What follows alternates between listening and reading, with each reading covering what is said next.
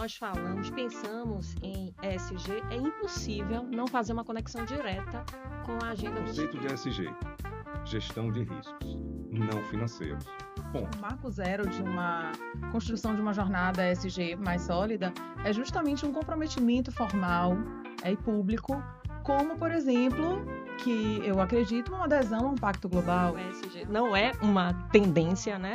Ele realmente veio para ficar. Percebe que o ESG, como risco, com seus riscos, trouxe a oportunidade de geração de novos negócios. O discurso ele tem que se aproximar e ser, na verdade, fiel à prática, né? Seja bem-vinda e bem-vindo ao ESG por Elas, um podcast feito para você que quer entender tudo de forma leve e direta sobre ESG, sustentabilidade e impacto positivo.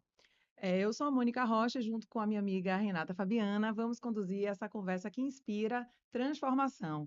Antes de começar, já se inscreve aqui no nosso canal, curte esse vídeo e compartilha com quem quer fazer e deve fazer a transformação junto com a gente. Hoje a gente tem aqui o nosso primeiro convidado, mais que especial, Augusto Cruz, mais conhecido como Guga. Seja bem-vindo, Guga. Ele é advogado, escritor, autor do melhor livro de ESG, viu, gente? É também sócio da AC Sustentabilidade e Governança, mestre em governança, políticas públicas, em direito, governança e políticas públicas. E, além disso, é um corredor, maratonista, um parceiro e um grande amigo. Seja bem-vindo de novo, Guga. Obrigado, Mônica. Obrigado, Fabi. É um prazer estar aqui com vocês. É um prazer poder conversar sobre ESG. Aliás, conversar sobre ESG para mim, a qualquer momento, é só chamar que eu já estou com a roupa de ir. Tá vendo? Não poderíamos ter escolhido o melhor convidado para começar esse episódio. O tema de hoje que a gente escolheu para conversar aqui com você é o Agenda 2030 ESG. E para iniciar aqui, começar a entrar aqui no conteúdo mesmo, a Renata, minha parceira aqui de podcast, vai dar uma contextualização da importância dessa agenda e conectando, obviamente, com esses aspectos do ESG. Pois bem, né? Quando nós falamos, pensamos em ESG, é impossível não fazer uma conexão direta com a Agenda 2030 da Organização das Nações Unidas. E essa agenda, ela reúne 17 objetivos de desenvolvimento sustentável. E assim, na verdade, o que essa agenda traz, né? Ela traz caminhos para desafios do nosso tempo. E que desafios seriam esses? Questões relacionadas à pobreza, questões relacionadas ao desenvolvimento, que não é apenas desenvolvimento econômico, mas desenvolvimento humano, também as mudanças climáticas, que está na agenda do dia, e também a preocupação com a proteção ambiental. E o ESG, ele é justamente essa forma de trazer esses compromissos que estão previstos na Agenda 2030 para o âmbito das empresas, conectando o propósito dessas empresas com o seu desempenho, também conectando inovação com responsabilidade. E mais do que uma tendência, eu acho que isso a gente falou muito no nosso primeiro episódio, que o ESG não é uma tendência, né? Ele realmente veio para ficar, ele representa uma forma de transformar a maneira como nós fazemos os negócios e também a nossa perspectiva de futuro. Que futuro nós queremos? Eu acho que esses dois temas, eles têm uma conexão enorme. Então, Mônica, é por aí, né, que a gente vai caminhar no episódio de hoje. É isso aí, Renata. E antes da gente começar a adentrar, falar um pouco mais com o nosso convidado aqui, com o Guga, sobre a Agenda 2030, eu quero que ele compartilhe um pouco da trajetória dele. Inclusive, eu estou aqui com o meu exemplar do livro, Uma Introdução ao ESG. Recomendo Meio Ambiente, Social e Governança Corporativa, que foi um dos primeiros livros que eu li de sustentabilidade, de ESG. Eu acho que um dos poucos que a gente tem aqui no Brasil, né? E que é o melhor livro, gente. E eu queria que você trouxesse um pouco, contasse um pouco para a gente essa história do que motivou você a escrever esse livro. Eh, Qual foi o momento que você percebeu que esse tema seria central na gestão e no funcionamento mesmo de empresas? Tá bom. Bom, vocês que estão assistindo, vocês vão ouvir uma confissão aqui. Esse livro me ajudou muito com a minha saúde mental. Eu escrevi ele na pandemia.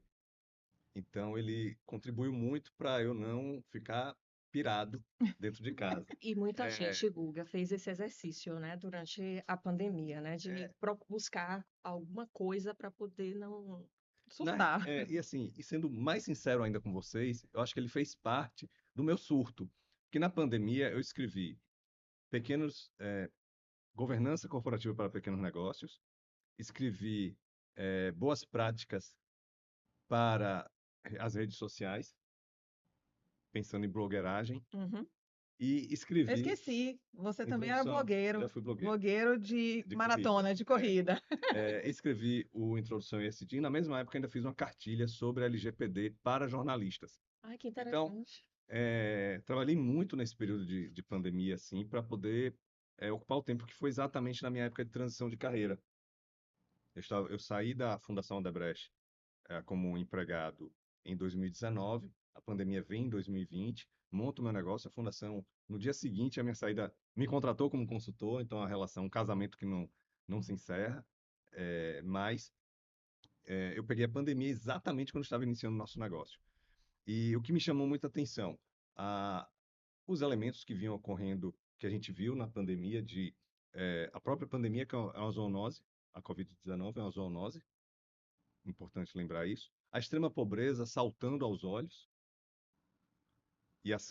se acentuando a extrema pobreza, a participação importante das empresas em auxiliar as pessoas, especialmente aquelas impactadas por conta da pandemia, para os seus negócios. Um exemplo, as cervejarias auxiliando os ambulantes e bares e restaurantes. De outro lado, a gente vendo uma participação estatal, como um exemplo, o município de Salvador também auxiliando músicos e outros artistas. É, tivemos o Black Lives Matter, ainda em Sim. 2020, e ainda no início do ano, o Klaus Schwab, com o Fórum Econômico Mundial, ele traz de volta o mote para ele criar o Fórum Econômico Mundial em 1973, que é o capitalismo de stakeholders. Isso volta e é publicado o Manifesto de Davos em 2020, já no início do ano 2020, referindo a importância de se reforçar o tema capitalismo de stakeholders e se ter um olhar empresarial sobre os grandes temas do planeta, dentre eles a própria sobrevivência do planeta, aliado ao fato de que 2 meses depois o o CEO da BlackRock, ele traz à tona a temática do ESG, resgatando de 2004, tirando o ESG daquele mundo específico financeiro. Então, há uma convergência de fatores importantes e, à época, eu já lidava com a temática, eu já vinha estudando a temática por trabalhar durante toda a minha vida no terceiro setor, trabalhei no Hospital Espanhol, na Fundação Odebrecht, e essas temáticas acabam surgindo para a gente. Em 2008, mais ou menos, eu conheci o ESG. Foi então que eu pensei, preciso dar uma contribuição, aproveitar o momento que eu tenho para poder escrever e vamos escrever. Foi aí que saiu o nosso livro. Perfeito. Só para esclarecer para quem está assistindo para a gente, que está se deparando com o tema agora, Guga traz um conceito, um termo, que é stakeholders, que a gente citou no primeiro episódio, né, Renata? E aí é interessante que hoje a gente vive nessa economia, que a gente fala economia para stakeholders, capitalismo para stakeholders, que significa o quê? Partes interessadas. São todas as pessoas que não só são os acionistas da empresa, nem são os clientes, mas todas as pessoas que são impactadas de alguma forma por aquele negócio. Então, aí a gente tem investidores, fornecedores, parceiros, comunidade do entorno. Então, a empresa ela se volta para se relacionar e entender que os impactos que ela causa nessas pessoas, nessas partes interessadas, é importante e ela precisa olhar isso. E, Guga, já que você tocou no tema da pandemia, a pandemia também trouxe a questão da transformação digital e que se conecta com isso que a gente está falando aqui hoje, né? Então, como foi isso também, né, nesse seu processo durante a pandemia? Porque foi uma revolução. Nós não estávamos acostumados a trabalhar em um ambiente online e, de repente, muita gente teve que se voltar para isso e que trazem várias questões de natureza social, questões de natureza econômica e de governança. Então, muitas empresas tiveram que se reinventar. Bom, então já vou entrar no tema ESG, tá certo? Vamos lá. Conceito de ESG, gestão de riscos não financeiros. Ponto. Volto agora para a pandemia. E aí eu vou trazer aqui algo que não tirem de contexto, mas crises trazem oportunidades. Riscos trazem oportunidades. Óbvio que jamais a gente ia querer que uma pandemia aparecesse para se gerar uma oportunidade. De jeito nenhum. Não é isso. Mas a crise pandêmica trouxe a oportunidade do desenvolvimento, ou melhor, não só do desenvolvimento, mas do avanço do digital, que já era uma tendência. O Uhum. digital já era uma tendência. Apenas a gente precisou Acelerar. acelerar. A gente saltou alguns degraus sem pisá-los. E por ser o ISD, gestão de riscos não financeiros, o risco pandêmico é um risco não financeiro, inicialmente falando. E na hora da gente analisar esses riscos, à luz do ISD, a gente percebe que o ISD, como risco, com seus riscos, trouxe a oportunidade de geração de novos negócios a partir do digital. A gente teve a supervalorização dos aplicativos de reuniões online. O Zoom é um grande exemplo. Ninguém conhecia Zoom. Ninguém usava. Virou uma super mega ferramenta. Super valorizada. A empresa supervalorizou, dentre outras empresas do mesmo sentido. E nós começamos a perceber o quanto poderíamos reduzir de custos nas empresas. Quantas viagens a trabalho a gente pôde reduzir e quantas oportunidades de formações nós passamos a ter. Durante a pandemia, eu fiz a formação de conselheiro do Instituto Brasileiro de Governança Corporativa, toda online, que não existia, era toda presencial. A gente tinha que ir para São Paulo, Rio de Janeiro, Fortaleza, ou Belo Horizonte ou Brasília, se não me engano. Surgiu crises, trazem oportunidades. Então, quando a gente olha para a agenda ESG, quando a gente olha para essas crises que a gente vive, a gente percebe que as empresas serão mais resilientes quando elas se antevêm às crises e colocam em suas matrizes de risco. O que fazer em caso de pandemia? Nós não tínhamos essa previsão. Mesmo assim, vocês viram o quanto as empresas correram para virar o jogo, no sentido de eu preciso sobreviver. A Arezzo, por exemplo, é um grande exemplo de uma empresa que deu uma guinada com vendas online em 24 horas. Eles já estavam começando a trabalhar isso e a empresa tem um case importante de sucesso de alavancamento de vendas durante o período da pandemia, numa época que ninguém estava preocupado em comprar sapato para sair. É verdade. Crises geram oportunidades. Dr. Norberto Odebrecht, com quem eu trabalhei muitos anos, ele dizia assim: meu filho, se tiver tudo bem para você, cria uma crise que vão surgir várias ideias para você construir. Claro, ninguém está esperando, repito, uma crise do porte de uma pandemia ou algo Para que similar. surja uma Ela acaba, oportunidade, né? acaba fomentando a inovação, né? A criatividade, né? Dentro, eu acho que quando tá tudo bem, a gente está preocupado, em manter o fluxo, né? Dos negócios. Mas quando se instaura uma crise como essa, é preciso sair, é preciso se adequar, é preciso arriscar, né? E não está tudo posto na mesa. E é acreditar pela sobrevivência do negócio e Uhum. tudo mais. E voltando, né, ao tema, né, do nosso podcast de hoje, que é a Agenda 2030 e essa conexão com a Agenda 2030, e é com uma pergunta também, Guga, para você. Eu queria saber de você, como essa Agenda 2030, que traz, né, esses 17 Objetivos de Desenvolvimento Sustentável, de que forma o ESG se conecta com esses objetivos e ele pode ser visto como um caminho prático para a implementação no dia a dia das empresas? Ótimo. Eu gosto de dizer que os Objetivos de Desenvolvimento Sustentável, eles, juntamente com o ISD, quando a gente junta eles, é o casamento do ISD com a sustentabilidade. Porque os Objetivos de Desenvolvimento Sustentável, eles foram construídos a partir dos pilares da sustentabilidade. Então, se a gente pegar lá todos os cubinhos Da dos agenda. ODS, a gente vai ter o econômico, a gente vai ter o social, a gente vai ter o ambiental e mais ainda, a gente tem um a mais, que é o institucional. Porque é a ONU, Isso. tem que ter o institucional. Então, se a gente pegar lá 16 e 17, institucional. Se a gente pegar 1, 2, 3, 10, a gente está no S, social. Social.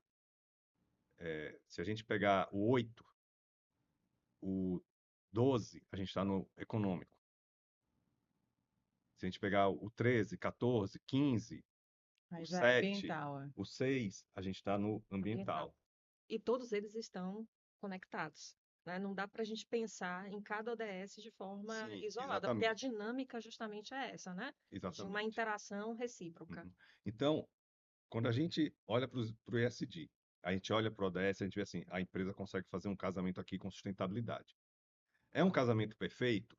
Não. Não. Porém, os ODS, eles são, primeiro, eles se conectam com a agenda como metas, como indicadores, e principalmente como contribuição daquela específica empresa para aquela temática a partir dos seus impactos e das questões financeiras, com a materialidade, né? Então, impacto financeiro. E se você está assistindo e não sabe o que é dupla materialidade, fique atento que em breve vai ter um podcast sobre isso. Voltando, Ele já acabou de definir mais um tema de episódio. Ou um podcast seu, não sei. Foi isso? a gente combina. Mas então vejam. Então, a gente tem os ODS podendo ser esses indicadores, e muitas empresas têm utilizado isso, mas também gera valor para o negócio, a partir de uma agenda importante que as empresas evidenciam como contribuição delas para o tema de sustentabilidade. Enquanto a ESG está olhando para os seus investidores e provedores de capital, com a sustentabilidade ela dialoga mais com a sociedade civil. A empresa evidencia o quanto ela contribui para as importantes causas do planeta. E eu diria mais, é a forma de a empresa dizer que ela não está satisfeita com a realidade do mundo, independentemente da sua própria realidade.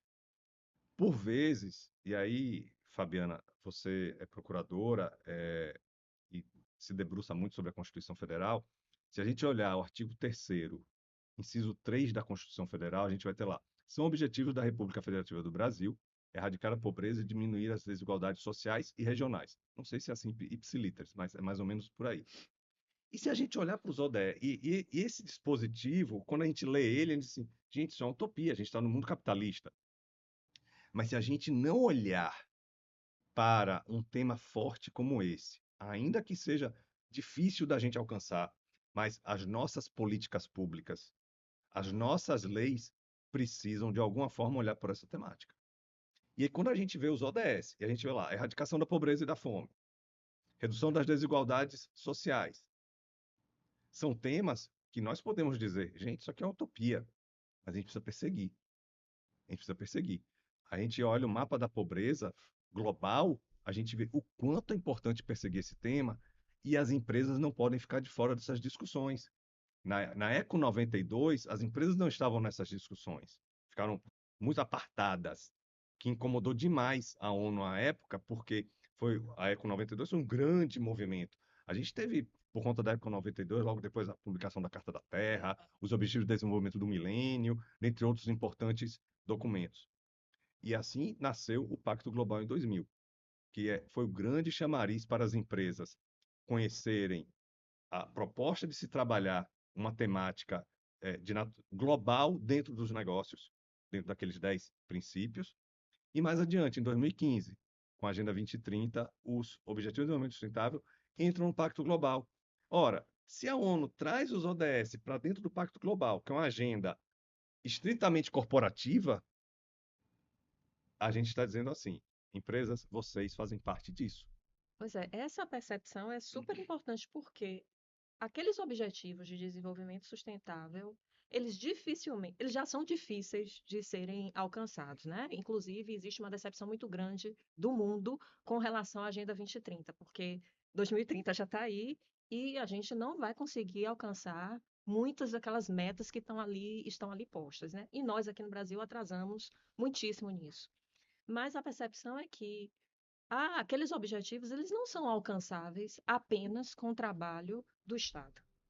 É necessária uma comunhão, né, de esforços, tanto do Estado quanto da sociedade civil, e aí a gente tem que pensar também nas empresas, porque essas empresas elas estão interagindo com aqueles objetivos, seja do ponto de vista do social, do ambiental, porque qualquer atividade econômica ela vai gerar impacto ambiental, isso é fato, então é algo que a gente precisa pensar, e essa necessidade, acho que foi uma percepção também da ONU quando trouxe isso junto com o Pacto Global e uma forma de trazer todos.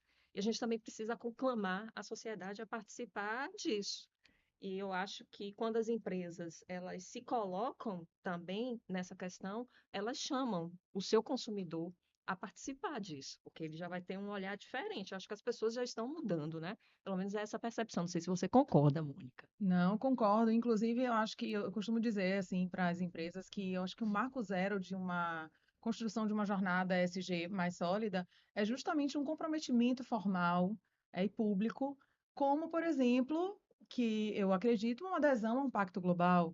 Afinal de contas, a empresa, como o Guga bem trouxe, ela, a partir daquele momento, ela está se inserindo nessa rede, na maior rede corporativa de sustentabilidade, né, que reúne empresas e que a partir daquele momento, ela sim faz parte desse movimento, junto a políticas públicas, junto a órgãos, e engajando sua cadeia de valor, seus clientes, seus fornecedores, entendendo que, sim, é uma jornada com objetivos, é, é, como vou dizer, grandes objetivos, né? O Guga até coloca numa esfera da utopia, mas que a gente precisa demonstrar insatisfação, né? Então, eu acho que o marco zero aí é esse comprometimento e o Pacto Global ele é muito feliz nisso, né? Nesse engajamento, né? Aí eu acredito que sustentabilidade não é custo. Sustentabilidade, ela é investimento. Investimento em resiliência, é investimento em reputação e também é uma forma dessas empresas deixarem também um legado. Eu acho que é nessa dinâmica que a gente precisa pensar. Pensar. E aí, Guga, acompanhando você, né, na sua trajetória, a gente troca muito, né, troca muitas figurinhas aí nos bastidores aí desse trabalho com essas agendas, implementações de agenda. Eu sei que você desenvolveu um projeto, você foi contratado pelo Sebrae para desenvolver um projeto que envolve diretamente aí, eu chamo dos meus queridos coloridinhos, os ODS, né, que foi o Workshop ODS, que acabou se desdobrando também em um outro projeto agora num espectro nacional, que é o Conexão ODS. E eu queria que você. Não, ele já faz assim com a cabecinha, já falei besteira. Mas eu queria que você compartilhasse aqui sobre como que dentro dessa agenda e como dentro desse tema ODS você tem trazido isso na prática para empresas. Me explique aí o mãozinho com a cabeça. Tá, vamos lá. Ajustando aqui, né? O tema Objetivos de Desenvolvimento Sustentável sempre foi um tema muito caro para mim. Eu trabalhei na Fundação Norberto Odebrecht durante muito tempo e a fundação ela tem um programa de desenvolvimento e crescimento integrado sustentável na região do Baixo Sul da Bahia. E esse programa foi premiado 2 vezes pela ONU. Ele recebeu, perdão, uma vez pela ONU e uma vez pelo governo brasileiro. Antes dos ODS, nós tínhamos o ODM, eram 8 Objetivos de Desenvolvimento do Do Milênio. E milênio. que fomos, assim, a gente andou bem ali O no. Brasil andou muito bem. Isso, Antes disso, tinha a Agenda 21, tivemos os ODM, e tinha um prêmio do governo brasileiro. Esse prêmio vigeu durante 3 anos, se eu não me engano, e o programa da Fundação Brecht foi premiado com o prêmio ODM Brasil, e com um detalhe, contemplando todos os 8 ODMs, enquanto que outros players receberam, organizações do terceiro setor e alguns municípios, mas por conta de um ou dois ODMs tratados nos programas. E a gente sempre mergulhou muito nisso. Eu acabei tendo que mergulhar nessa temática durante minha carreira. Em seguida, a Fundação recebeu um outro prêmio da ONU, era um prêmio sobre serviço público, contribuições para o serviço público. Na época, nós trabalhamos na construção de um consórcio público na região do Baixo Sul da Bahia, enfim, ao lado de desenvolvimento comunitário e desenvolvimento territorial. E isso foi fazendo com que eu me apropriasse cada vez mais da temática. Eu ainda gosto de história, então, Ai, advogado combinou. adora história, né? Em Então, casa. a gente acaba lendo de tudo, entendendo. E no início logo quando eu comecei a ser, uma das temáticas que eu me propus era trabalhar os Objetivos de Desenvolvimento Sustentável. Como implementar isso nas empresas. E eu sou teimoso, né? Eu vou fazendo aquelas coisas assim, as pessoas reclamando, isso aí não vai para lugar nenhum, você é maluco. Mas uma hora vai. E calhou que eu comecei a trabalhar com o Sebrae, como consultor do Sebrae. É, as pessoas me identificaram com é, algumas palestras, alguns eventos em que eu tratava da temática, e surgiu a possibilidade de fazer um treinamento sobre Objetivos de Desenvolvimento Sustentável para uma das gerências do Sebrae Bahia. Porque em 2022, o Sebrae Bahia se tornou signatário do Pacto Global. Eles fizeram um trabalho muito bonito, Márcia Suede conduziu isso, ela é a coordenadora do Comitê de Sustentabilidade do Sebrae, amiga nossa. Ela fez a integração, fez materialidade. O Sebrae estava se mudando na época, então o prédio aqui, se vocês forem, vocês vão ver os andares plotados com os É ODS. lindo. Mas isso foi na pandemia. E aí, Márcia, por conta da pandemia, ela não conseguiu engajar os colegas. Não que as pessoas não quisessem, mas muita gente não entendia, não sabia o que era. Quando eu fui fazer essa oficina, a gerente da unidade, a Cecília, ela comentou com a coordenadora de pessoas do Sebrae, que estava interessada em fazer uma oficina para todos os colaboradores do Sebrae. Márcia também tinha esse projeto, e aí me acharam e a gente foi fazer isso. A gente desenvolveu uma metodologia própria para eles, para os colaboradores e colaboradoras do Sebrae, pensando no trabalho deles, vinculado ao plano de ação deles. E acabou que foi uma grande aventura essa, porque eu fui em todas as unidades regionais do Sebrae Bahia. Ou Rodei a Bahia seja, você toda, conheceu o estado foi. assim a fundo, né? Rodei tudo, E levou os ODS para eles, né? inclusive, literalmente. É, eu Mandei lembro fazer, eu daqueles dei também para boxes. você. Não, mas eu tirei umas fotos Ah, emprestadas. enfim.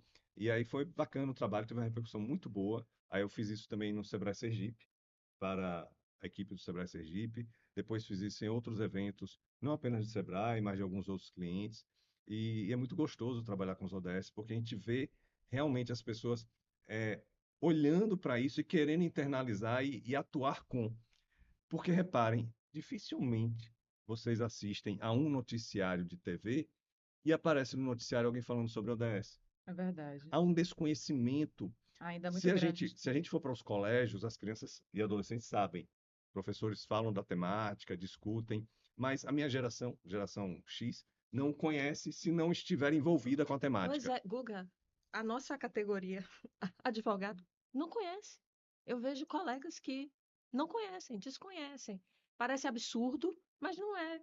Então é verdade isso. Acho que a gente precisa tentar procurar outros meios para fazer a difusão disso. E um dos meios está aqui, o SG por Elas, trazendo justamente esse conteúdo que a gente é o propósito nosso, né, Renata? Trazer essas temáticas para quem tem interesse e para quem também quer ouvir e entender um pouco de uma forma mais simplista mesmo, né? Porque o que a gente vê às vezes é uma live e aí o especialista começa a usar termos. Não, a gente quer aqui democratizar mesmo o assunto e fazer com que isso conecte o que, quando eu conheci o projeto da oficina, primeiro eu adorei que é workshop, né? O nome.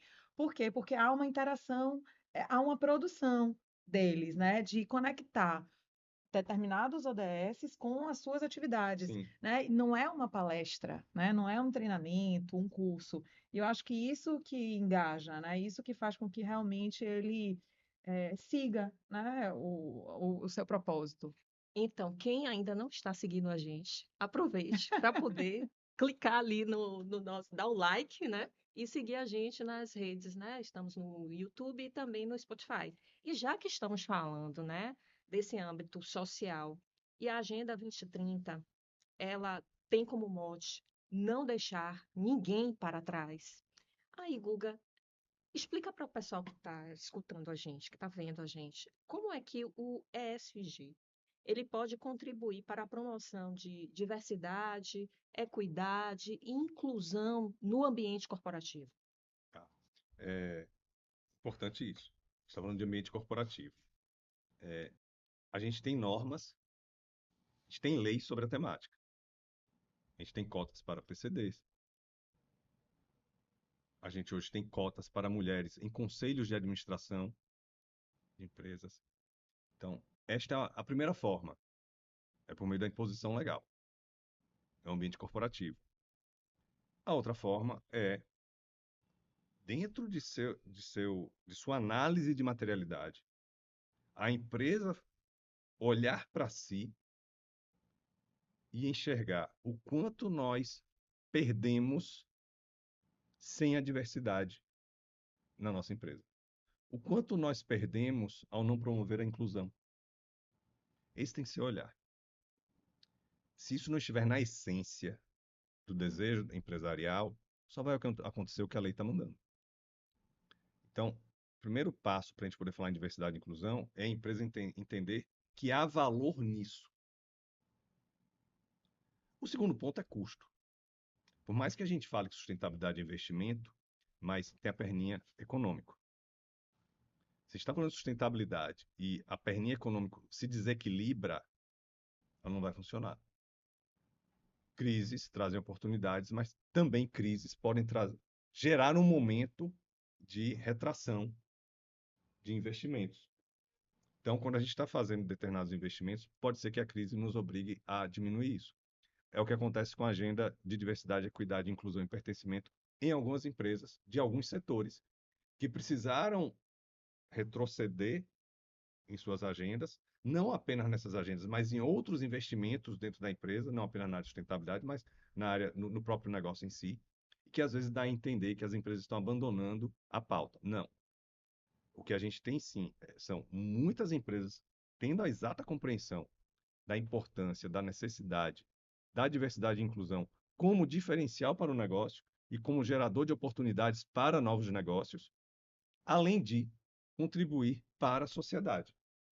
Ter uma contribuição importante para a sociedade para a gente reduzir as desigualdades. Nesse sentido, eu vejo que a gente consegue dialogar fortemente com a temática de diversidade, equidade, inclusão e pertencimento.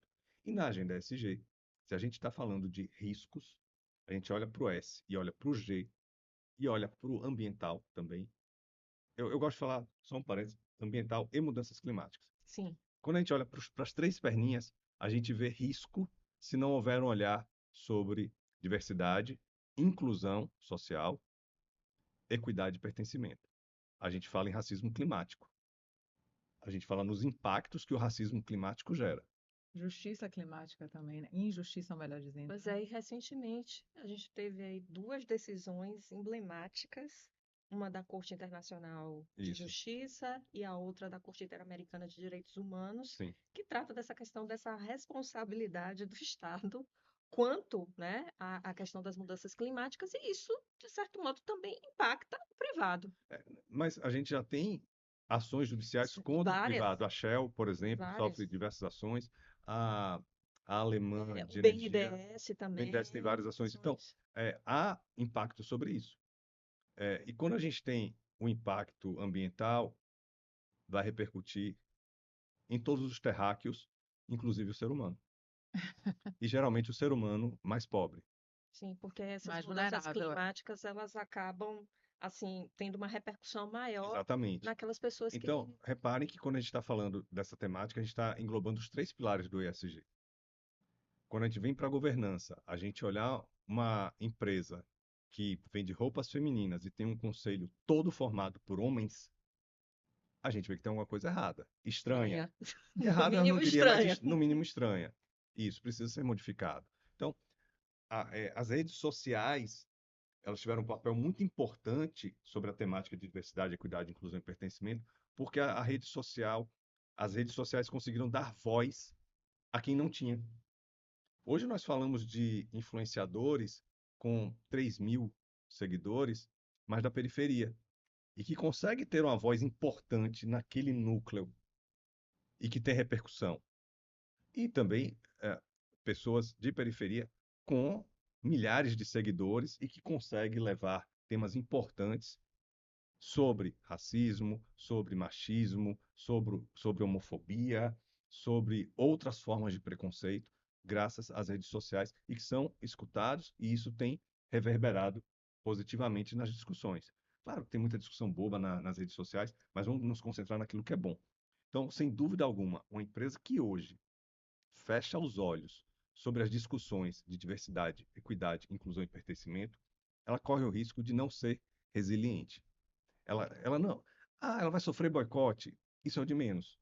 Ela pode perder muito espaço no mercado, porque ela não vai saber como vender para outras pessoas que não aquelas que estão na sua bolha de olhar. Até porque o mercado está ficando cada vez mais exigente e muitas vezes comprometido com todas essas pautas, né? Em âmbito europeu, por exemplo, o passaporte dos produtos é um indício de que as pessoas estão começando também a se preocupar, ter rastreabilidade daquilo que elas estão comprando. E isso é uma percepção que as empresas também elas precisam ter. E aí, com isso, você perde mercado, você perde, eu acho que até, Guga, essas empresas elas acabam até perdendo a própria identidade quando elas deixam de observar essas tendências, né? Essa necessidade de você ter um olhar, porque diversidade não é caridade, É, né? e você está falando isso, na minha experiência, Renata, eu vejo que muito empreendedor ainda, muitas empresas não entendem o que significa diversidade quando a gente está falando nessa discussão. Acha que ter uma equipe, falando em Salvador, uma capital de pessoas, né, negras, né, a gente tem um percentual alto de pessoas negras, pretas, enfim, e elas falam: não, minha empresa é diversa. Eu tenho 50% de pessoas, né, trabalhando aqui que é diversa. Mas aí a gente vai e pergunta: qual dessas pessoas ocupam posições de liderança? Qual dessas pessoas são gestores, tomadores de decisão? Então, há também essa necessidade das empresas, né, dos empreendedores, gestores, entenderem do que significa um letramento mesmo, né, de diversidade e inclusão, né, de colocar eu vejo muito isso. Ah, nós temos, a maioria dos nossos funcionários são mulheres. Nossa, a gente é diverso. Não, não, não é, E não aí é você olha para o conselho de de administração, administrador, é né? O todo. diretor é homem, né? O presidente enfim. Isso não é diversidade, né? Isso dentro dessa perspectiva aqui, né? De avanço, de Pois melhoria. é, e a diversidade ela vai trazer justamente para a empresa essa percepção de que ela tem um vasto campo de consumidores e que ela precisa enxergar cada um desses nichos, porque senão ela fica presa naquele nicho ali que ela já tem e achar que isso vai trazer benefícios, não vai, e a própria sociedade ela é plural. Então há necessidade de você estar dialogando com essa necessidade, com essa sociedade. Então, se há a manutenção com esse olhar, um futuro para essa empresa é um futuro um pouco preocupante, se não muito preocupante, porque ela já vai estar ali deslocada do que vem sendo tendência, né, nesse mundo corporativo. A gente tem uma crise hoje que pode gerar uma oportunidade muito grande para a pauta de diversidade, equidade e inclusão. Nós temos uma crise de mão de obra.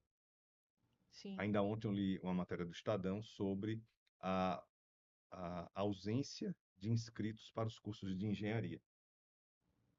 As novas gerações não querem fazer engenharia, uma série de fatores. Ah, porque tem que estudar muita matemática e física, ah, mas principalmente nós temos uma oscilação muito grande de obras no país, que sim. depende muito de momentos econômicos, e isso afasta o jovem, quando vai fazer um vestibular, vai identificar sua faculdade, ele olha muito para o mercado. E surgimento de outras profissões, digamos assim, Sim, também, né? Tem mas, esse. mas o que a gente tem realmente hoje, talvez 9 em cada 10 empresários reclamam de dificuldade de contratação de mão de obra, principalmente por falta de capacitação das pessoas. Então, se as empresas estão precisando contratar pessoas e não encontram no mercado pessoas capacitadas, surge a oportunidade para se trabalhar inclusão E e a diversidade. diversidade. Vamos investir em formação de pessoas para trabalhar em nossos negócios. Aqui na Bahia, nós temos com a Universidade de Salvador, não sei se ainda tem, mas eu já fui professor de cursos de tecnológicos. Eram cursos de curta duração, de dois a Sim, dois anos e tinha meio. muito isso. Então, eles tinham curso de moda, de varejo, era um meio termo entre um curso técnico e um curso universitário, algo mais ou menos assim. No Chile, há o mesmo tipo, o mesmo modelo, na Coreia do Sul também. Acontece que no Chile e na Coreia do Sul, eles têm esse modelo atrelado a empresas. Então, você tem um curso no Chile em que a pessoa faz o curso já vinculado à empresa, ela já sai dali para a empresa. Aquele curso é relacionado àquele exato tipo de trabalho que a empresa precisa. Na Coreia, eles tinham um curso de engenharia de tela de televisão. Engenharia de tela de televisão. A Nossa, pessoa bem já sai específico. empregada na Samsung, LG e Quase que algumas sobre outras. encomenda, né? Um curso. Exatamente. Mas reparem, então, se a gente fomenta a formação, a qualificação de mão de obra, a gente pode trabalhar muito bem diversidade, equidade, inclusão e pertencimento. E há vários casos de sucesso aqui no Brasil. A Odebrecht, por exemplo, em Rondônia, quando da construção de uma das usinas, lá sem ser a Belo Monte, a outra, a Santo Antônio, usina de Santo Antônio, tinham várias mulheres num programa de aprendizado profissional operando máquinas que não se imaginava mulheres operando aquelas máquinas. Felizmente, hoje a gente quebra esse Esse modelo, paradigma. graças Por à isso que, formação de pessoas para o trabalho. Educação para o trabalho ajuda sobremaneira a quebrar essa barreira e a gente ter pessoas das diversas matizes que nós temos aqui no país podendo adentrar o mercado de trabalho. Olha aí, a gente falando de ODS. Trabalho Sim, eu decente, desce hoje. de educação, de qualidade, igualdade de qualidade. gênero. Perfeito. Dá para a gente falar aqui 2 horas, né, sobre essa agenda, mas a gente já vai começar a encaminhar aí para as últimas perguntas. E aí, dentro desse contexto, Guga, a gente queria saber o que que você acha, como você acha que não só sociedade civil ou empresas e governo podem se engajar nessa agenda para esse futuro que a gente espera, né? Futuro que não deixa ninguém para trás, né? Um futuro mais justo, um futuro mais sustentável. Que mensagem que você pode, que dica, ou que mensagem que você pode deixar aqui para quem está nos Uhum. escutando e assistindo? Então, vamos lá, público-privado. Que no ambiente público a gente espera políticas públicas. Nós temos hoje um arcabouço legal importante sobre as temáticas. Se a gente observar aí, nos últimos 2 anos, a produção de normas Constante. importantes que nós temos aí sobre energia renovável, sobre eh, economia circular, o programa de economia O circular. Plano Nacional, né? Nós tivemos há mais algum tempo, 2021, a nova lei de licitações, Sim. né, Sim, Fabiana? Você conhece bem, nova lei de licitações que traz requisitos e critérios para editais tratarem a temática sustentabilidade nas contratações. As licitações verdes, Sim, como se denomina. os municípios e os estados e a própria União avançarem na temática Objetivos de Desenvolvimento Sustentável em seus planos de governo, correlacionando e insistindo que suas secretarias façam o mesmo. Enfim, a gente tem todo um arcabouço de saber hoje que pode e deve ser absorvido. A gente vê os tribunais hoje fazendo um trabalho muito legal com os ODS, como o Supremo Tribunal Federal, o Superior Tribunal de Justiça. O Superior Tribunal de Justiça é sensacional. O Tribunal de Justiça daqui Então, alardeando um trabalho importante, tem sustentabilidade. Então, há avanços importantes nesse sentido. Só um parênteses, lá na Procuradoria eu fui visitar, fazer uma palestra, né? Lembra, Renata? Cheio de ODS lá. Lindo, né? Renata fez um trabalho muito legal lá. Depois a gente vai ter um episódio só disso para você Uhum. contar, né? Sobre esse trabalho. Então é isso aí, é trazer essa temática, engajar. E aí eu só quis.